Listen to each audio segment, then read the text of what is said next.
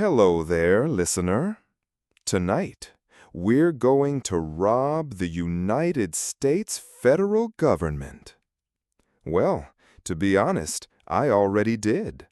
But now, you will slip into my shoes. You'll feel what it's like to play with the system and win. Yes, now you are me. First, grab the essentials. An old suit, a vintage clip-on tie, a dusty briefcase with some wires poking out. Not real, of course, just suggestive. Oh, and the sunglasses. Every good legend wears sunglasses. Now, buy a ticket. Northwest Orient, one way. No need to build a real bomb, just a clever illusion. Board the plane. Sit calmly, row 18C.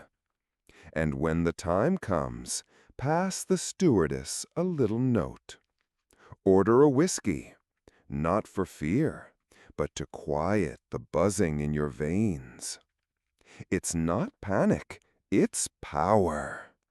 Because tonight, you're not just a passenger. You're the ghost they never caught. You are Dan Cooper. Ready? Then, let's begin. But first, make sure to hit subscribe, drop a like, and tell me in the comments what time is it where you are and what city you're listening from. I'll be watching. Let's fly. Chapter 1. The Note. The airport isn't glamorous. Just polished linoleum, hurrying strangers, and fluorescent lights that make everyone look like they've seen a ghost. The gray suit fits. The dark sunglasses stay on, even indoors. The briefcase never leaves your hand. Everything is forgettable, which is exactly the point. The ticket is one way, paid in cash. Northwest Orient Airlines, Flight 305, Portland to Seattle. Only 36 passengers. A narrow aisle. Seat 18C. Aisle seat. Easier to move. Easier to control. The case sits quietly on your lap. The seat belt clicks into place. Your pulse is even. You order bourbon and soda. 2 ice cubes. No tremor in your hand. Not fear. Focus. You've rehearsed this. Every word, every glance, every second. The note is folded once in your jacket pocket. Typewritten, clean, emotionless. No signature, no stain. A stewardess walks by. Young, professional smile. Polished shoes. You extend the note with 2 fingers. Calm, measured. She accepts it without looking, starts to slide it into her pocket. You wait 1 beat, then 2, then speak. Miss, you might want to read that. She stops, turns, frowns slightly. Unfolds the paper. For a second, the entire cabin seems to lean. I have a bomb in my briefcase. I want $200,000 by 5 p.m. in cash. 4 parachutes. And a fuel truck standing by in Seattle. No funny stuff, or everyone dies. Her face drains of color. eyes drop to the briefcase on your lap. She says nothing. You ask gently, "Would you like to see it?" The locks click open, one, then the other. You lift the lid just a few inches. Enough. Red wires, electrical tape, a battery pack, dark cylinders. Does it matter if it's real? No. Only that it looks real, feels real, suggests danger, invites surrender. She looks long enough, then walks away, quick, stiff steps, toward the cockpit. The door closes behind her. You take another sip of bourbon, still smooth, still cold.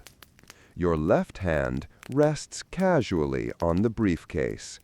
Not tense, not defensive, just there. Outside, clouds pass like lazy ghosts, soft, silent, unconcerned. The seatbelt sign is still lit. The man across the aisle yawns. A woman flips through a magazine. They have no idea. Their lives are about to become footnotes in a federal case file that will never be closed. Minutes pass. 3, then 5. The cockpit door opens. She returns. A second stewardess follows. They sit nearby, watch closely, say little. You repeat the demands, clear, precise, no threats, no dramatics, no raised voice. $200,000 in negotiable bills. 4 parachutes, 2 main, 2 reserve. A fuel truck on standby at the Seattle airport. No sudden moves, no clever ideas. One of them writes it down. The other walks off again. You remain seated, same position, same glass in hand. The hum of the engine is steady. The seat still vibrates softly from altitude and air pressure, but nothing inside you shakes. Clouds blur past. The world down below, an invisible sprawl of trees, systems. None of it matters now. This isn't desperation. It isn't madness. It's control. It's strategy. You're not running. You're not hiding. You're ascending. At 10,000 feet, with a national government one radio call away from giving you exactly what you ask for. Red tie, gray suit, briefcase, steel calm. That's all it takes. And this is only the beginning. The descent is coming. The money is coming. And after that, the sky is yours. Chapter 2. The Stewardess. She returns alone. Hair tucked tighter now. No tray, no smile. This isn't service anymore. It's negotiation. She sits across from you, one row up, hands folded in her lap, like someone at a confession. She doesn't ask if it's real. She doesn't look at the case. She looks at you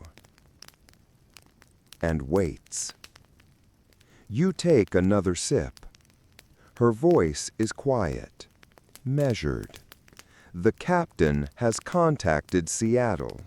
The airline is cooperating. You nod once. That was the plan. She swallows before continuing. They'll have the money and parachutes ready when we land. We've been cleared to stay in the air until everything's prepared. Good. Longer in the air means more time to monitor the crew, to watch who whispers, who makes sudden moves, to stay in the rhythm. You ask for another bourbon. She hesitates, then nods, disappears. You study her when she returns. Same uniform, but different now. She's not just a flight attendant. She's a witness, a part of the mechanism. And you're counting on her. She hands you the glass. Her fingers brush yours, just slightly. She flinches. You don't. You glance around the cabin. Passengers remain oblivious. A couple talk softly. One man sleeps with his head against the window. The rest read, sip coffee, bored and unaware. How delicate the illusion is. How perfectly it holds. Just one person holding it all in place. You. She sits across again, folds her hands. Do you have a name? You smile. Cooper. Dan Cooper. She nods slowly, like she expected something different. Is that your real name? You say nothing. The silence answers better than words. She looks away for a moment, then glances at your tie. A plain black clip-on. Cheap. Forgettable. You don't seem nervous. You shrug. Not arrogantly, just honestly. Because you're not. You've never been calmer. Every breath calculated. Every second counted. This isn't a gamble. It's choreography. And they're following the steps perfectly. The captain sends a message. She relays it. ET to Seattle, 5:24 p.m. Ground has confirmed preparations. Fuel truck and delivery team will be waiting. Good. Longer in the air means more time to monitor the crew, to watch who whispers, who makes sudden moves, to stay in the rhythm. You ask for another bourbon. She hesitates, then nods, disappears. You study her when she returns. Same uniform, but different now. She's not just a flight attendant. She's a witness, a part of the mechanism, and you're counting on her. She hands you the glass. Her fingers brush yours, just slightly. She flinches. You don't. You glance around the cabin. Passengers remain oblivious. A couple talk softly. One man sleeps with his head against the window. The rest read, sip coffee, bored and unaware. How delicate the illusion is. How perfectly it holds. Just one person holding it all in place. You. She sits across again, folds her hands. Do you have a name? You smile. Cooper. Dan Cooper. She nods slowly, like she expected something different. Is that your real name? You say nothing. The silence answers better than words. She looks away for a moment, then glances at your tie. A plain black clip-on. Cheap. Forgettable. You don't seem nervous. You shrug. Not arrogantly, just honestly. Because you're not. You've never been calmer. Every breath calculated. Every second counted. This isn't a gamble. It's choreography.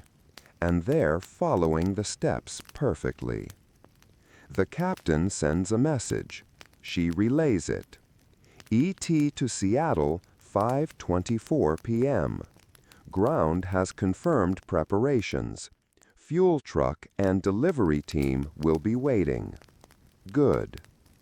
You ask her to describe the money. She hesitates. You insist. Small bills. Used. No die packs. Good. You nod. Then ask for the lights in the cabin to be dimmed. Just slightly. She obeys. Now the shadows are yours. You reach into your coat pocket and hand her another note. Typed. Direct. Instructions. When we land, the plane must stay on the tarmac. No vehicles near except the fuel truck and one negotiator. Everyone else keeps their distance. She reads. Swallows again. They'll agree. They have to. The passengers are leverage, and they don't know they've already been spared. She asks something strange. What will you do after? You tilt your head. She adds quickly. I mean, where do you go after something like this? For the first time, a pause. Not strategic, not rehearsed, just pause. You take a slow breath. Someplace warm. Someplace quiet. That's all she gets. She stares a moment longer, then looks away. Out the window. Just clouds. Above them, sky. Below them, forest.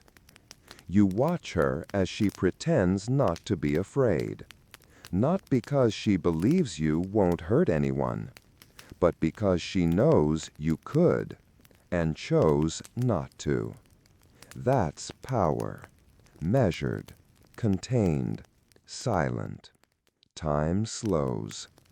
15 minutes to descent. She asks no more questions, only watches and waits. You sit back. Let the ice melt. Let the hum of the engines become the only sound in the world. Because soon the door will open, and with it, the rest of the plan. Chapter 3. The Demands. The cabin is darker now, just as requested. Outside, the sky folds into dusk. Inside, the passengers grow quieter, half asleep, half suspecting, still unaware that the world shifted 40 minutes ago. The plane flies in wide, empty circles above Seattle. You feel every turn in your ribs.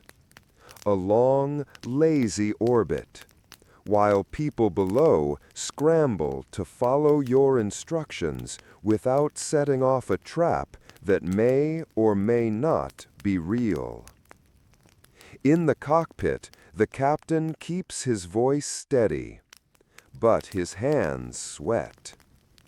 You know they're talking to the tower, to airline officials, to men in suits, to men with guns, to men who've never sat this still with this much power in their lap.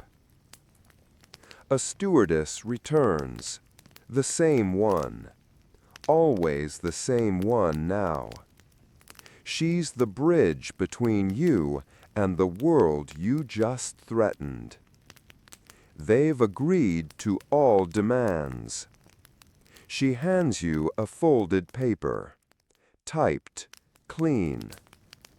Seattle-Tacoma Airport confirms. $200,000 in used bills. 4 parachutes, 2 front pack, 2 back. A fuel truck will be ready on the tarmac. No snipers, no police vehicles within sight. They're doing exactly what you told them, because you asked with just the right tone and just the right briefcase. You read the page, then hand it back. The plane banks left again. Same circle. Still waiting. Still buying time. On the ground, men with clipboards count stacks of cash. Others search Army surplus bins for parachutes that haven't been touched since Korea. And inside this plane, nothing moves, but the second hand on your watch and the ice in your drink. You watch the stewardess. She watches you. There's something between you now. Not fear, not trust either. A tension, like a held breath that neither of you can let go first. She leans slightly forward. "Can I ask you something?" You don't answer, but you don't stop her. Why 4 parachutes? You're only one person. It's a fair question. You give the smallest shrug. Enough to suggest there's a reason. Enough to remind her that she doesn't get to know it. And she nods, like that somehow makes sense. They land the plane at 5:39 p.m., long past sunset. The tires kiss the runway gently, smooth descent, like nothing's wrong, like no one aboard is waiting for ransom. The plane taxis to a remote section of the tarmac, away from the terminals, away from curious eyes. You look out the window. Just as instructed, the fuel truck stands nearby. A single airport vehicle waits beside it. 2 men inside. One of them holds a plain canvas bag. There are no flashing lights, no cops, no sudden movements. They listened. You stand, quietly. The stewardess opens the door. Cool air rushes in, wet with jet fuel, shimmering with potential. The men approach cautiously, bag in hand, parachutes slung over shoulders. You nod to the stewardess. She relays instructions. All passengers are to be released. No harm will come to anyone, but no one boards the plane until you say so. She hesitates, looks at you. You give her the faintest nod. The passengers begin to disembark, one by one. Some confused, some pale, none of them knowing what they just survived. The stewardess counts them out, all 36, plus 2 flight attendants, everyone but the cockpit crew. You watch them walk away, back into normal life. They'll tell stories later, write books, give interviews, argue about whether you smiled. But none of them will really know what happened, because the truth is sitting in your seat, briefcase closed, watch ticking. The money is handed over, the parachutes placed where you said, fuel hoses attach, engines hum louder again. The door seals shut, no one else allowed in, just you, 3 crew members, and $200,000 in a bag that suddenly feels much heavier than it should. You check the parachutes, inspect each strap. No dye, no tricks. They played it clean. For now. Next destination, Mexico City. That's what you told them. They filed the flight plan. But you know better. You always did. You're not going to Mexico. You're going into the dark. And not everyone who jumps out of a plane at night wants to land. Chapter 4. Landing in Seattle. The city glows below. Scattered lights like cracked glass across a black sea. Seattle in November is wet, heavy, waiting. But you are dry, calm, ascending. Ironically, as the plane descends, you feel the most weightless. As if the higher you flew, the heavier the world became. And now, as gravity takes hold, you're shedding it all. The pilot speaks to the tower, but not with his voice, with his compliance, with every gentle maneuver, with the careful way he makes this descent seem like any other. Wheels touch down, soft, no bounce, no scream of metal. You feel it through your shoes, that low, heavy vibration, like a long breath finally exhaled.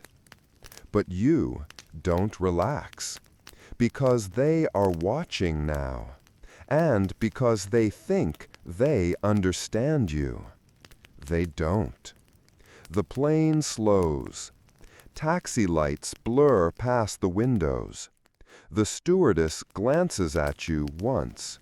You don't return it. Not yet. The aircraft veers off the main runway, gliding into an isolated stretch of slick concrete, framed by fog and the ache of distant headlights. There's the truck, right where you told them. And beside it, two silhouettes. One carries a bag. One holds nothing but tension. You stay seated. Control is about timing, and timing is always yours. The engines rumble, but softer now, like they too are waiting for orders. You gesture slightly to the stewardess. No words. Just the motion of a man who has made peace with the script he wrote himself. She opens the door. Cold air floods the cabin. Seattle's breath, smelling of oil, fog, and quiet fear. One man approaches. Plainclothes, slow steps. He carries the bag like it contains a heart still beating. He climbs the steps without looking you in the eye, places the bag where you indicated, turns, leaves. The parachutes come next. 2 green, 2 white. Military surplus. Functional. Straps intact. You check there yourself. Kneeling. Hands moving with the care of a surgeon, but the suspicion of a chess player. Nothing hidden. No die packs. No sewn transmitters. Just canvas, cords, buckles. As requested. The passengers exit. You watch through the window as they walk down the stairs in silence. Some glance back. Most don't. No one runs. They're not sure what just happened. They won't realize for days what they were inside. The stewardess helps a child down the steps. Her hand steady. Her eyes flick up to you one last time.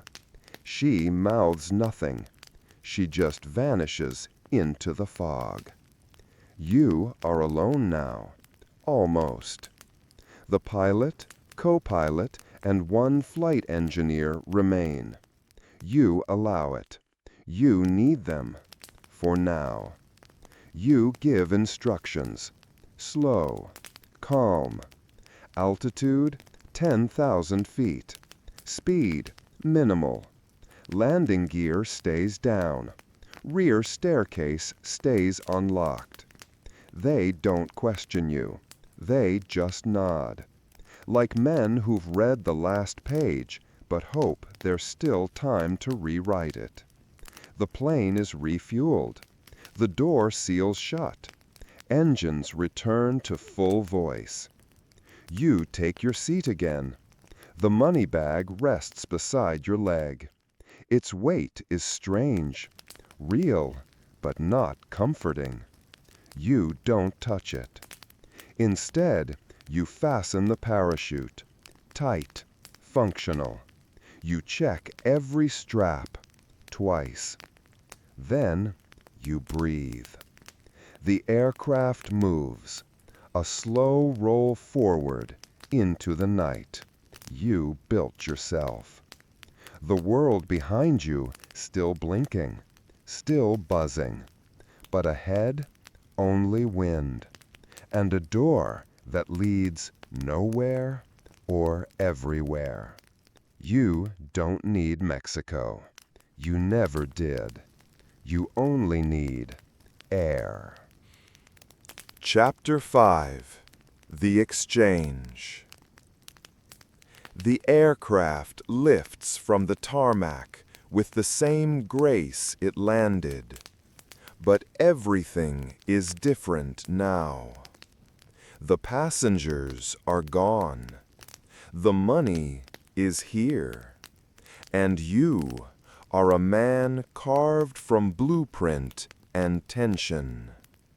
No longer part of the system, now outside it, or above it, wherever gravity allows you to float. The briefcase sits quietly at your feet, closed, forgotten. Its job is done. No longer threat, only artifact.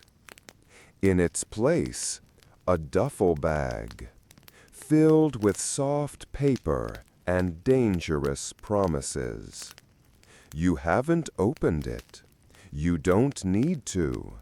Weight is its own proof.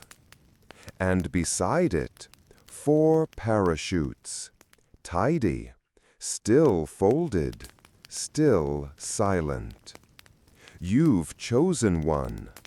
The main chute, a reserve clipped beside it. Familiar tension against your back like a whisper of survival. The flight engineer walks past you. You say nothing. He doesn't look. Just checks instruments, adjusts switches, goes back. They know you don't want company. They know you get what you want. The rear staircase mechanism was tested. It works. It always did. Altitude, 10,000 feet. Speed, 170 knots. Cabin pressure, minimal. Just enough to breathe. Just enough to think. But not too much. You don't want comfort.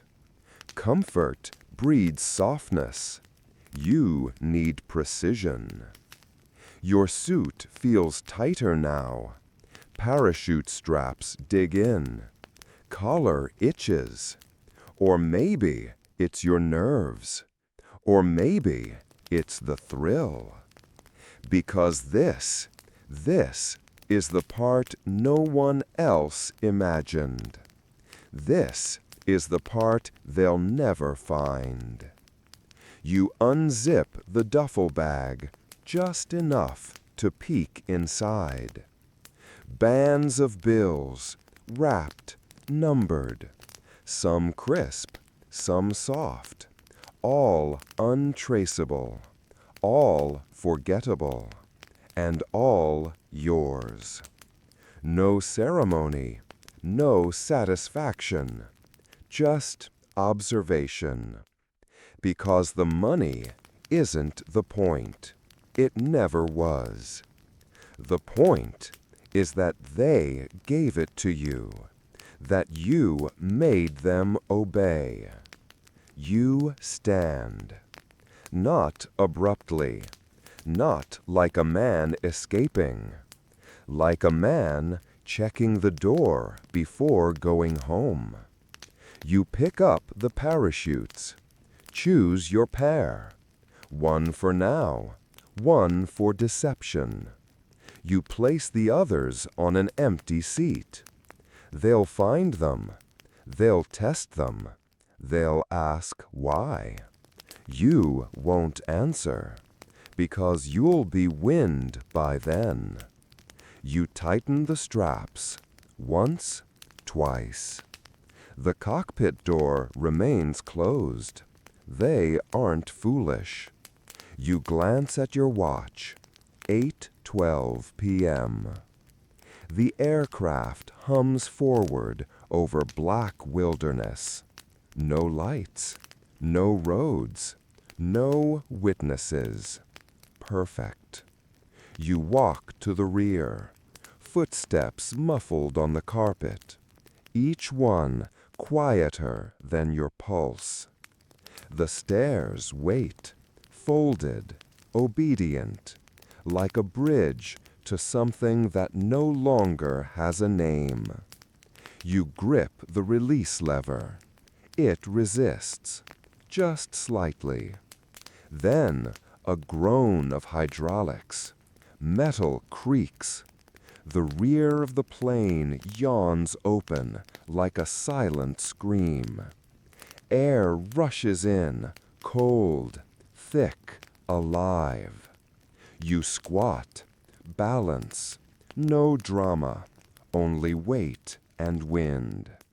You glance behind once. No one follows. No one dares. You look down. Nothing. A soft black forever. You don't smile. You don't pray. You jump. Chapter 6. The final flight begins. Nothing. Not sky, not stars, not even your hands. Just wind and black. The world vanished the moment you stepped off the stairs. No roar, no music. Only a hollow rush as the aircraft disappears into the void behind you, carrying 3 men too afraid to look back, and a silence that won't be broken for 50 years. The wind is a wall, cold enough to bite, fast enough to burn. You grip your harness, fingers numb, mouth closed, eyes shut. You don't fall. You hang, suspended in the quiet before the question hits. How long? You count, not seconds, breaths. 3, 7, 12. Still nothing.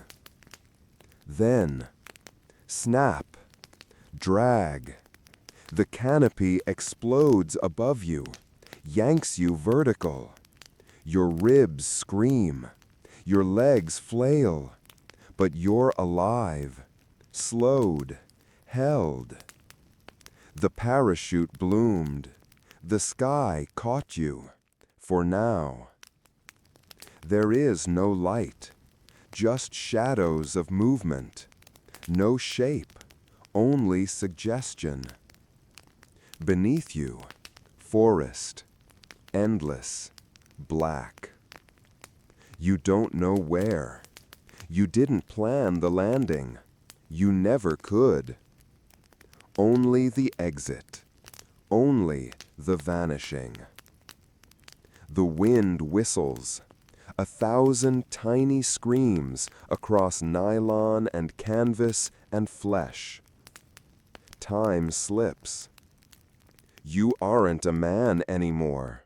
You're a shape, a myth in motion, a question with no answer. The air is thinner now, not in altitude, in presence. You feel your edges fading. Was the jump real? Was the plane? Are you? The bag thuds against your side, still there, still heavy. Money, paper, proof. You hold the cords tight. The trees rise faster now, too fast. Branches reach like fingers. The wind disappears. The silence returns. And then, crack, snap, collapse. Branches break. Canvas tears. Your shoulder slams into bark. Your right leg bends wrong. Then snow. Cold, soft, violent. You roll, land, still. Breathe. Once, twice, alive. The world returns in fragments. A chill crawling into your spine. The taste of copper. A ringing in the ear that won't stop. And the absolute certainty that no one saw you land. Not the pilots, not the FBI, not God. Just trees and dirt and shadows. The chute lies tangled above, the bag half buried beneath you, snow already gathering on your boots. No blood, just bruises, nothing broken, except the world you left. You sit up, slowly. The forest says nothing. The wind stops. So does the past. This is the beginning you never told anyone about. They'll search the sky, the rivers, the towns. They'll count the bills, map the flight, search every barn and cabin from Oregon to Canada. And they'll never find this place. Because you didn't land. You disappeared. And that was always the plan. Chapter 7. Darkness Outside. The cold is not cruel. It's honest. It doesn't ask who you are. It doesn't care. It just presses into the cut on your lip, the bruises on your ribs, the bones that held together just enough to finish the fall. You lie in a clearing, or maybe just a gap in the trees. The snow hides the difference. So does the night. You take inventory. Left wrist, swollen. Right leg, sore but functional. Shoulder, throbbing. Vision, sharp enough. Bag, still zipped. Parachute, a tangled mess of white and shadow. You listen. Really listen. Nothing. No dogs, no rotors, no boots crunching branches in formation. Just wind, sliding through pines like a whisper, too tired to speak up. You unzip the bag again. Feel the stacks. Thumb through one. 10s and 20s, rubber-banded, damp. You count 10 bundles, then stop. Not because it's hard, because it doesn't matter. This money isn't wealth, it's proof. that the machine obeyed you, that men in suits flinched, that a jet full of fuel waited while you gave the world a riddle. And now that riddle is bleeding into the snow. You try to stand. The leg holds, barely. You move with a limp that feels more like punctuation than pain.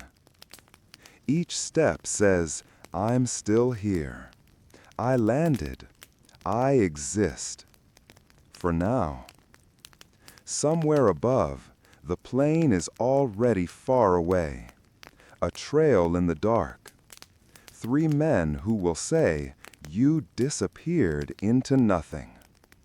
And maybe that's true. Maybe that's what it takes to become myth. To vanish without being lost. The forest thickens quickly. Every tree a shadow. Every sound a maybe. You pass under branches heavy with snow, low enough to brush your face. It feels like hands checking to see if you're real. You are, but barely. A clearing opens, small, circular, like a bowl carved by time. You drop the parachute here. No use for it anymore. Let them find it. Let them argue over it. You crouch behind a log. Lay the duffel down beside you.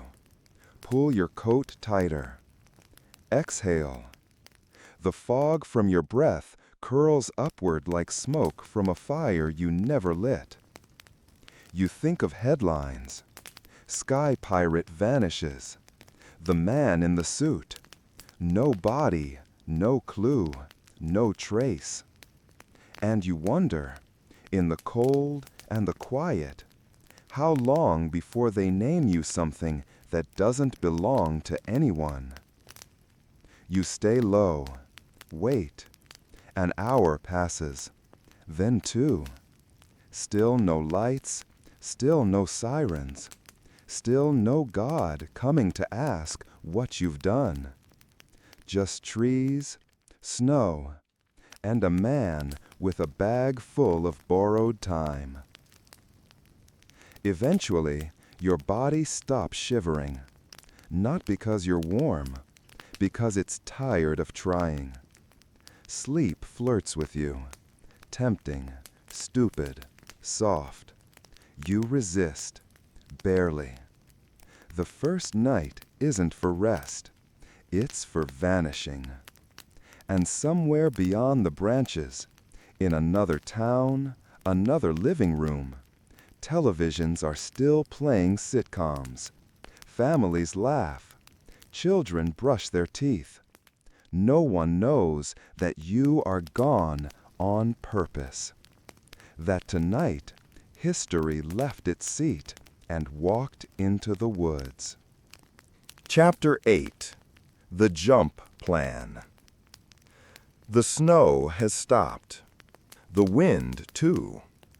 All that's left is stillness and memory.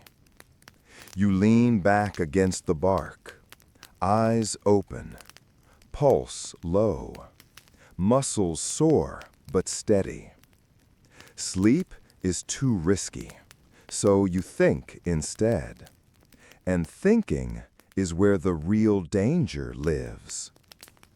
There wasn't a moment, no lightning bolt, no dramatic night in a cheap motel where you slammed your fist and said, "That's it, I'm robbing a plane." It came gradually, the way rot eats wood, quiet, slow, certain. 1,000 tiny moments that didn't look like anything until they became everything. The job that didn't last, the bills that did, the news, the wars, the noise. A life not ruined, just disassembled. And the realization that no one was watching, No one was coming. So you built something they had to see. The plan was never elegant. It was precise. Not perfect, just enough. Find the weakness. Exploit the gap. Use their confidence against them. You didn't need force. You needed theater, illusion, calm.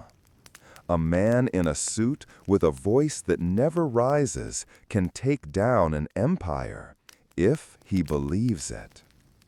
You studied the planes. Boeing 727, the only commercial aircraft with a rear staircase that could be opened mid-flight without killing the engines. The diagrams weren't hard to find. Aviation magazines, pilot manuals, a friend who drank too much and said too much about flight altitudes and pressure valves. You listened, took notes, practiced the questions in your head until they became answers.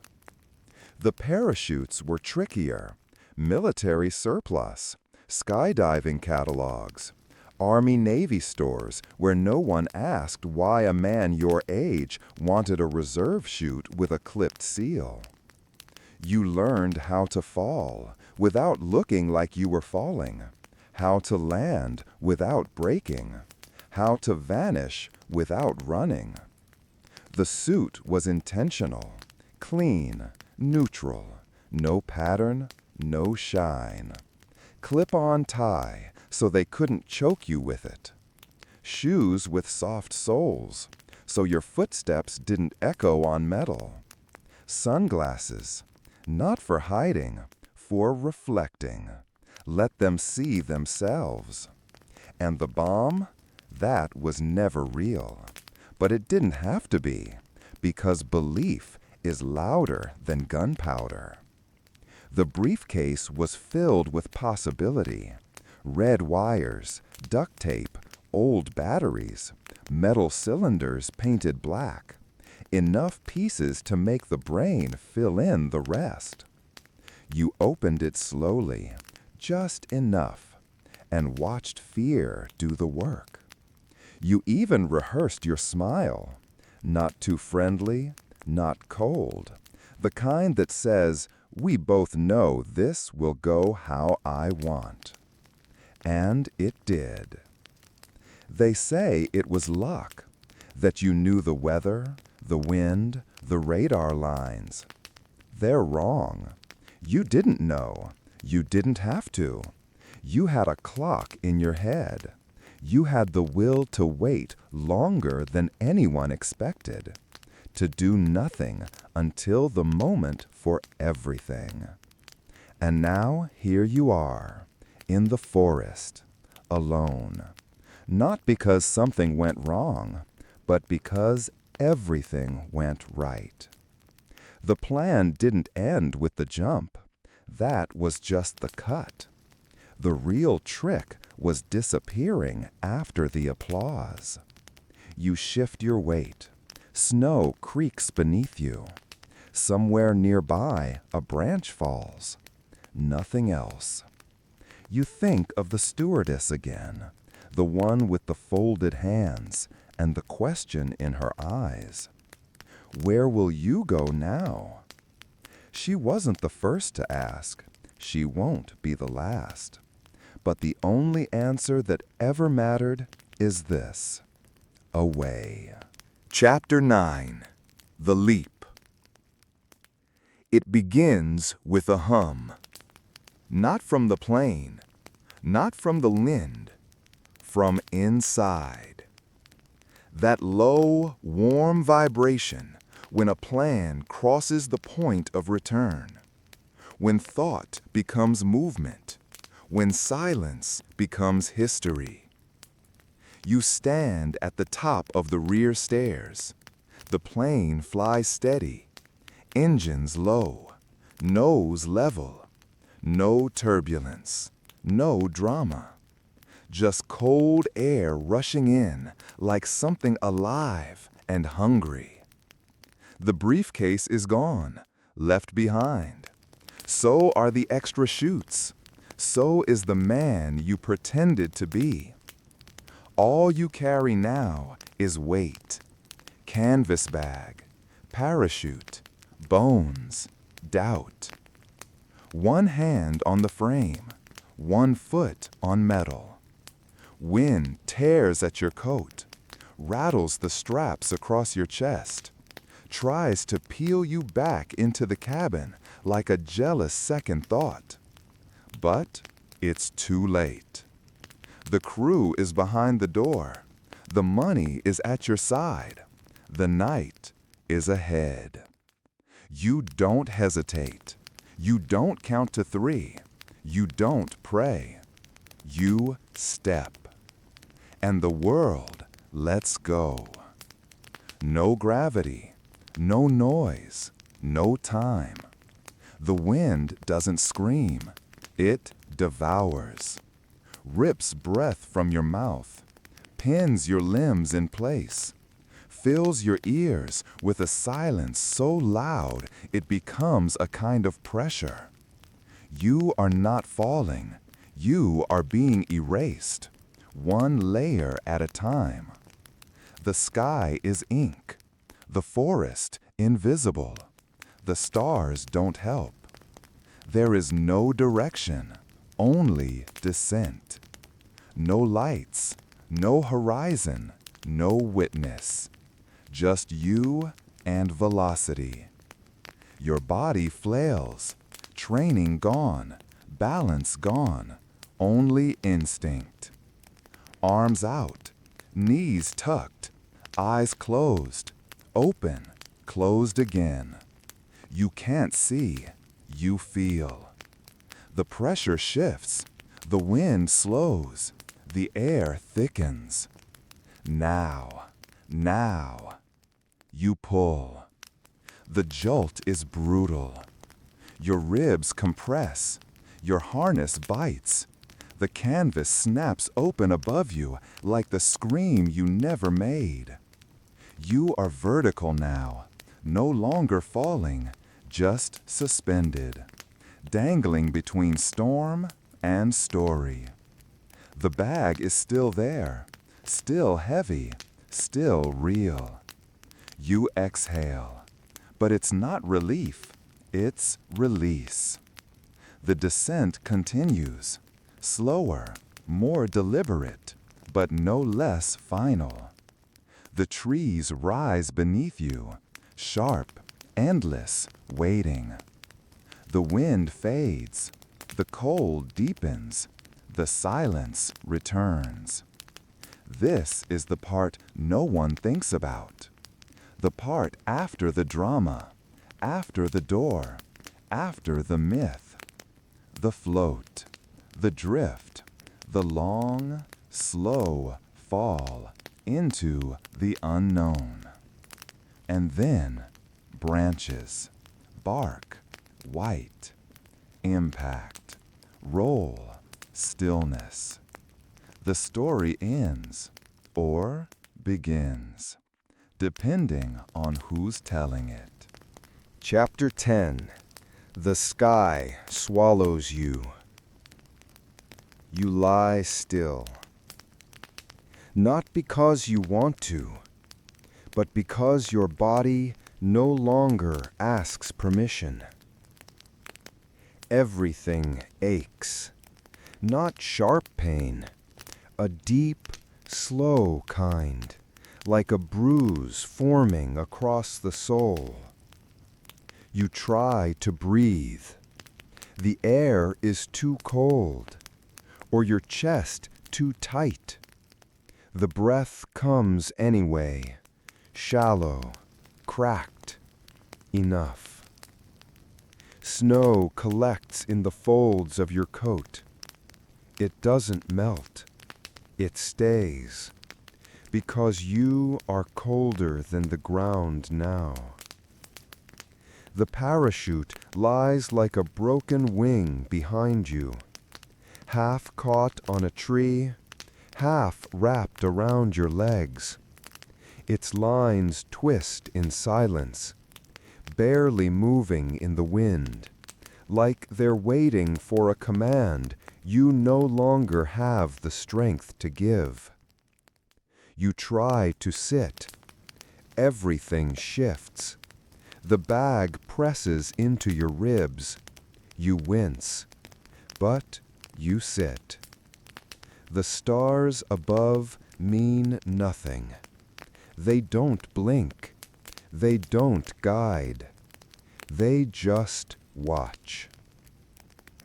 You're not a myth yet, not a ghost, just a man in the woods with wet feet and a deadline no one gave.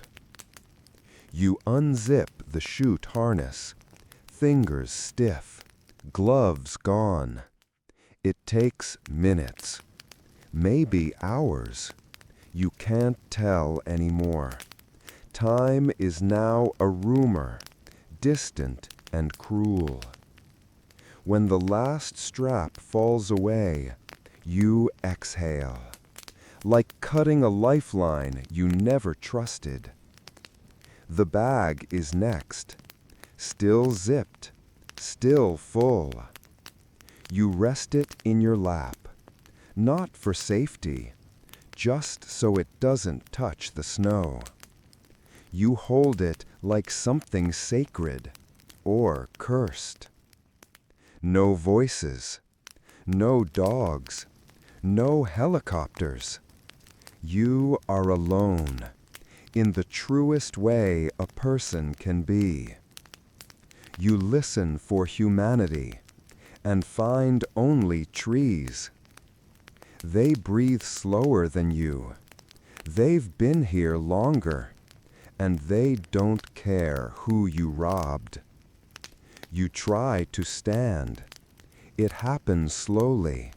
Ribs resist. Knees groan. But your body obeys. It always obeys, until it doesn't. You take one step, then another. You walk nowhere, because there is nowhere to walk. Just black trunks and white ground, and shadows that shift when you blink too long. You find a fallen log, sit on it, feel the bark break beneath you. It smells like damp rot and stillness. You let your head tilt back. You whisper one word. It doesn't matter what it is. No one hears it. But it proves you still exist. For now. The cold works faster now. Like it knows you. Where the coat opens. Where the gloves failed. Where your breath falters. You curl tighter. Not from fear. From instinct. From the ancient knowledge that even legends freeze if they wait too long. Somewhere far above, the jet moves on. 3 men in uniforms wondering if you're dead, or famous, or both. They don't know the snow already knows your name, that the wind already carries your story, branch to branch, like a secret it hasn't decided to keep.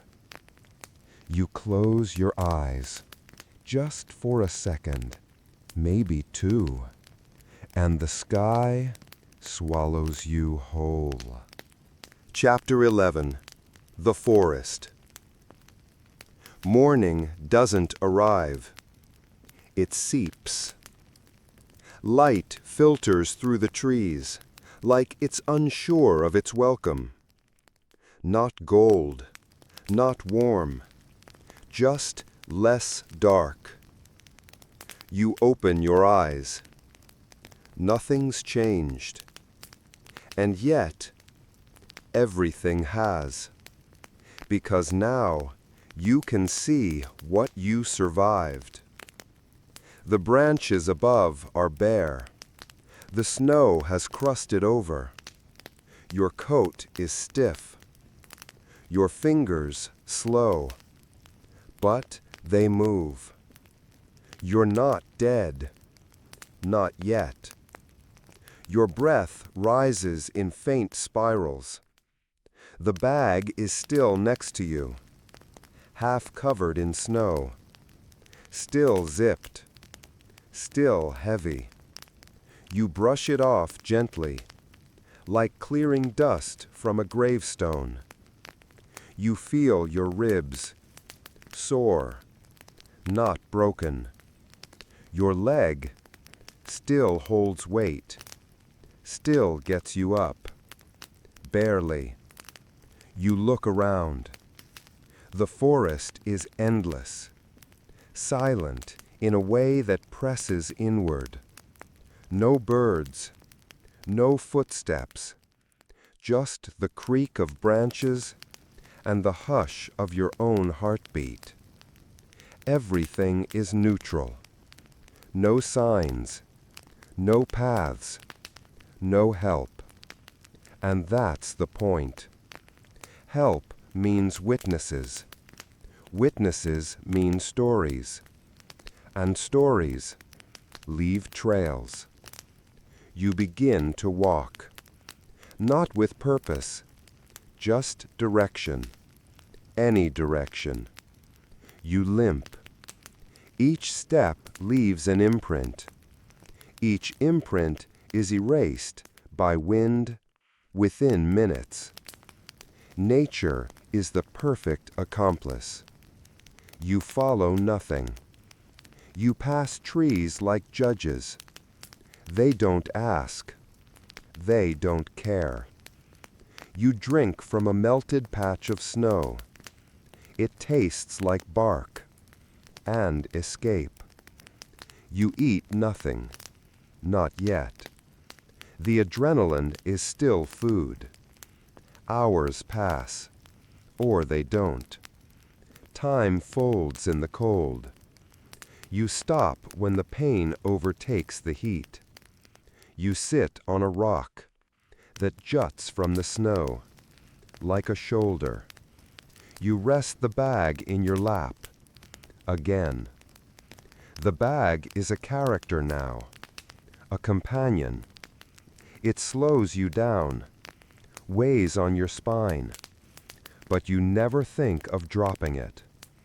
Because the money isn't money. It's proof that the world blinked and you slipped through.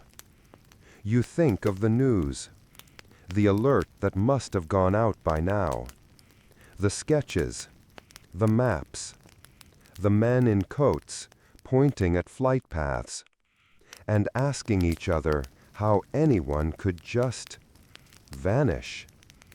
You think of the stewardess again, of how she looked at you, like a question. No one wanted to answer.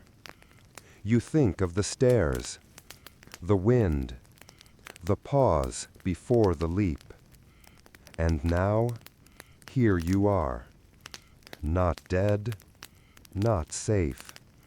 Just between. Eventually, you find a ridge. It overlooks a narrow stream, frozen at the edges, black in the middle. You sit again, lower, slower, and the bag rests beside you like a sleeping animal. You exhale, and for one moment, just one, you wonder, what now? Chapter 12. The Escape. The sound arrives slowly. First a hum, then a tremble, then something undeniable. A rotor, distant, low, searching. You freeze. Not out of fear, but calculation. They're here. Not close, but closer than before. The search has begun. You pull the bag closer, press it against your chest like it might stop a bullet. It won't. But instinct isn't picky. Your eyes scan the tree line. Nothing moves. But the sound, it moves. Not above you, behind, far left. Then silence again. They're doing a grid. You stand. Pain flares in your hip. Ignored. You move. Downhill. Toward the stream. Let the cold cut your scent. Let the rocks swallow your steps. The water is black glass. The ice crackles as you step across. One stone slips. You drop to a knee. Grimace. Get back up. Keep going. No footprints on stone. No trace in the stream. You disappear in motion. For the first time, you feel hunted, and it excites you. Not because you want the chase, but because it confirms the myth is working. You are not a man anymore. You are an idea someone is trying to catch. Good luck with that. Up the other bank. Your boots wet, but quiet. You move in broken lines. No pattern, no rhythm. Rhythm gets you found. Hours pass, maybe more. You find a ridge and collapse behind it. Your breath coming fast, not from panic, from persistence. Above, sky. Below, roots. Beside you, the bag. Still here. You rest. 10 minutes, no more. You listen. Nothing. You rise again. And now, something changes. Not the forest, you. Your brain is sharper. You notice the tree types, where they cluster, where they thin, the elevation shift, the moss direction. You feel oriented, and that's dangerous. Comfort is camouflage for fatigue. You force yourself to doubt, to stay alert, to imagine the agents with their dogs and maps and radio chatter. You picture the sketch, your own face, vague enough to apply to anyone, but close enough to never fully outrun. Then a sound, not mechanical, organic. Footsteps. You duck, wait, breathe. No, an animal. Deer maybe. Too light to be human. Too soft. Still, the message is clear. The forest is no longer empty. You are sharing space and attention. You push onward. Not faster, smarter. You find a shallow gully. Follow it. It leads to a dirt road, not paved, no markings, but used. Recently. Tire tracks, not snowed over. Opportunity or trap, doesn't matter. You mark it in your head, not for crossing, just for knowing. Then slip back into the brush. You need shelter, soon. You know the limits of the body, and yours is reaching one. The money is heavy, your thoughts heavier. Not of getting caught, of what comes next. What does a myth do the day after the story ends? Where do you hide when your name is already in the air? Night falls again. No stars this time, only gray. You find a hollow beneath tree roots. It's damp and cramped, but hidden. You crawl in, pull the bag close, wrap your coat tighter, close your eyes. Just for a minute, just until you feel safe. You don't. but you sleep anyway. Chapter 13. The Manhunt. The voice breaks your sleep like a crack in ice. Not loud, not close, but human. You freeze, then breathe, then move, only your eyes. Another voice, deeper, less curious, more official. You don't lift your head, not yet. You just listen. Clear over here, then static, then boots, crunching, real. You are no longer alone. And it's not the forest that knows it this time. It's you. You hold the duffel closer. It creaks, canvas and cold cash. You press it into your chest like a second heartbeat. Then silence again. They're pausing, listening too. The sound of men who know they're being watched, but don't know from where. You wonder how many of them grew up hearing about you, about the man in the gray suit who jumped from the sky and vanished into trees like vapor. Now they're chasing vapor. How poetic. You shift your weight, slow, silent. Try to move further under the roots. Dirt fills your fingernails. The bark slices your palms. But you stay hidden. Not because you're lucky, because you made luck obey. They speak again, short bursts. Found prints. No, boot pattern's off. Could be a hunter. Could be.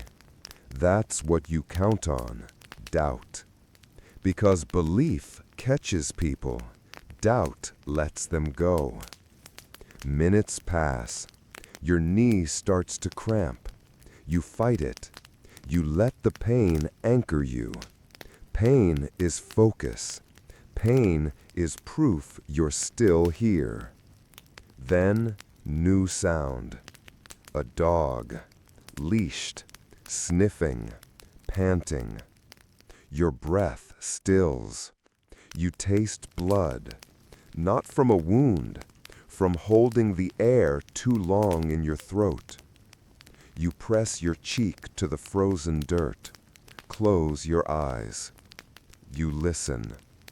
The dog whines, then pulls, then barks once. You grip a rock beside your hand, ready, not to attack, to distract. But the handler yells, "No, squirrel or something, let's move." The leash tugs away. The sound fades. You don't move, not yet. Time becomes liquid again. Your thoughts loop.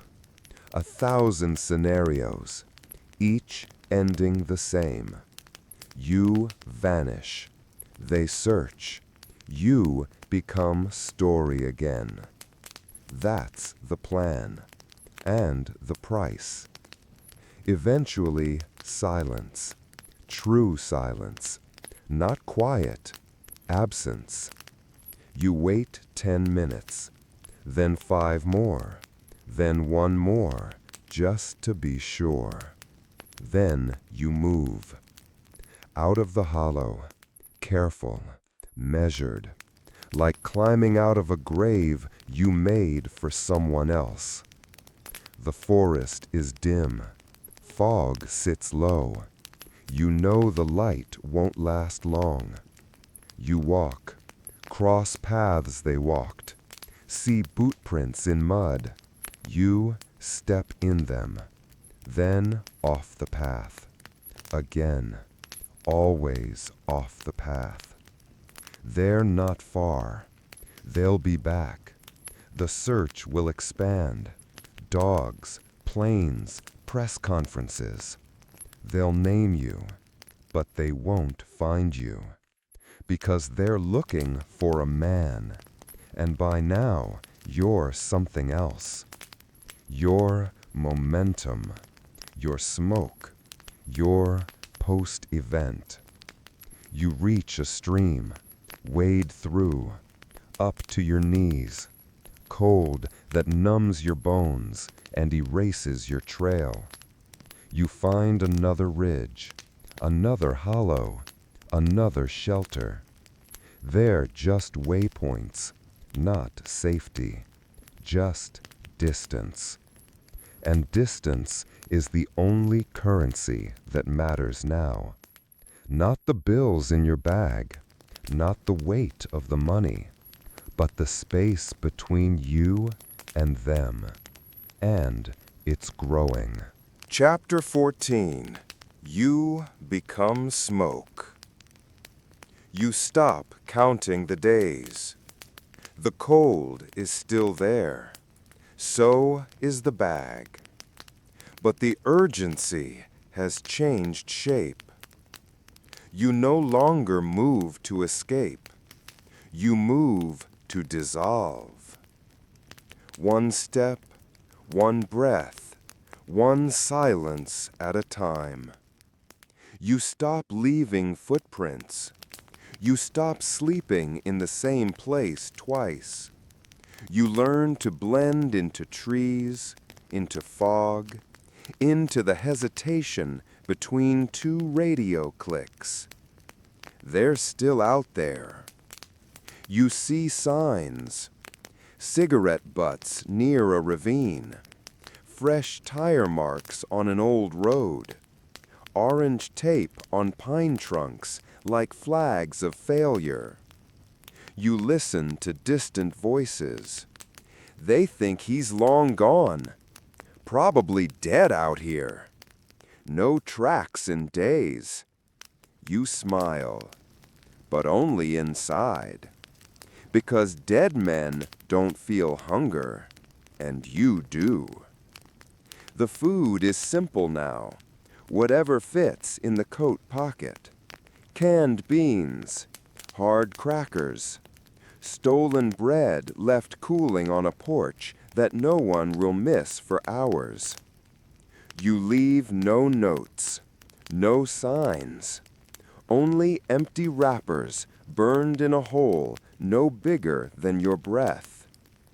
The only evidence you exist is what doesn't get found. The bag becomes part of you. It creaks when you walk, presses into your ribs when you sleep.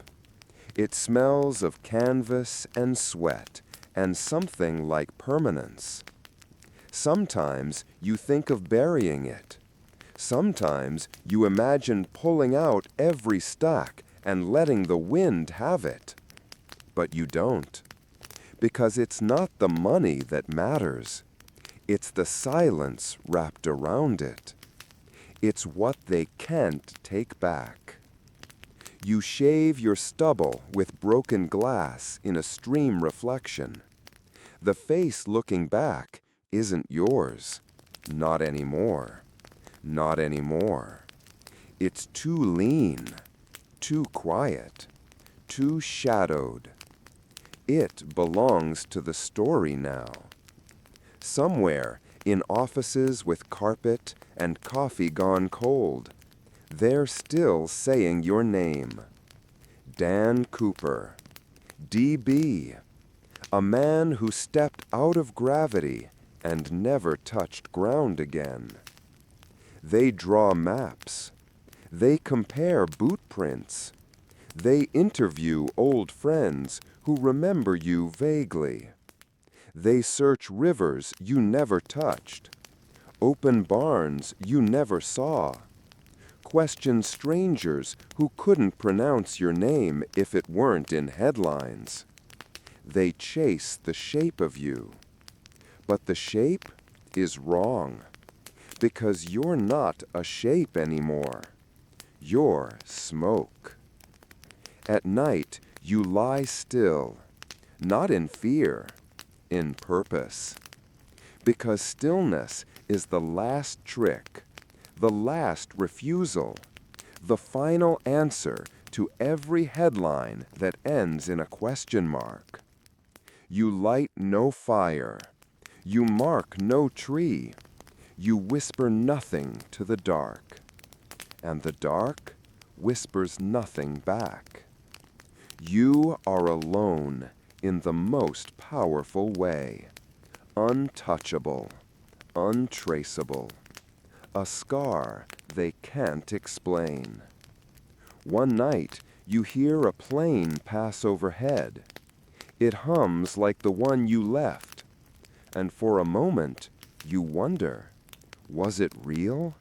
Was any of it? You reach down, grip the bag, feel the cold leather, the zipper's edge, the pulse of weight. Yes, it was real. And now, you're not. Chapter 15. The Silence That Followed. They waited for noise. For days, they circled the forest, expecting a scream, a flare, a rustle in the trees that meant you were still flesh and breath. But what they got was silence. No bones, no chute, no body washed up on a riverbank. Just whispers that grew louder each time they found nothing. In Seattle, a man in a cheap suit watched the local news and wondered if it had really happened. In Portland, a woman refilled bourbon glasses with hands that still remembered the folded note. In Washington, the Bureau printed reports with words like suspect, unknown, unlikely. And in newspapers, your name twisted. Dan Cooper became D.B. Cooper by mistake, by myth, and it stayed that way. You weren't there to correct them. You were somewhere colder, somewhere quieter, letting the legend take shape in your absence. Because that was the plan. Not just the money, not just the jump, but the erasure. People came forward, too late, too eager. Men who claimed to be you, men who swore they saw you, men who wanted your shadow to make sense. None of them were right, because the truth is boring. The truth is you woke up in the woods the next day with frost on your eyebrows and a choice: disappear or survive. You chose both. The years passed. You changed names, cities, faces. Maybe you drove trucks. Maybe you fixed fences. Maybe you sat in diners watching men in black coats walk past without seeing you. Maybe you laughed. Maybe you didn't. Maybe you burned the money. Maybe you spent it one cigarette pack at a time. Maybe it's buried somewhere deep beneath a cabin floor you built yourself. They never caught you because they never saw you. Not really. They saw an exit wound in the shape of a man, and that was enough. The world kept flying. Planes landed. Security changed. Rules rewrote themselves because of you. But you remained untouchable.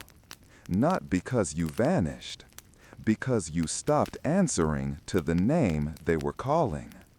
And so the story ends with no ending. Just the silence that followed. Just the idea that someone once walked out of an airplane and into myth, wearing a cheap suit and a quiet smile. Just the possibility that maybe he's still out there.